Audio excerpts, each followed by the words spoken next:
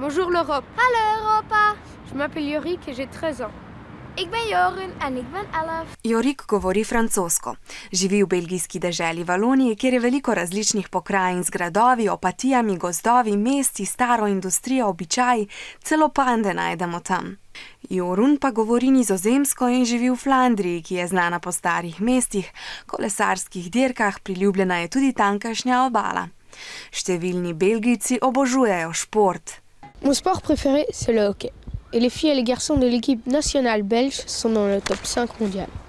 Ik hou heel erg van fietsen, want het is hier altijd vlak. Geen bergen of heuveltjes. Het is hier gewoon altijd vlak in Vlaanderen. Glavno mesto Belgije je Bruselj, ki je hkrati tudi prestolnica Evropske unije.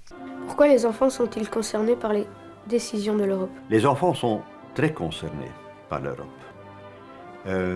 On veut avoir les mêmes règles à travers toute l'Europe pour 500 millions d'habitants.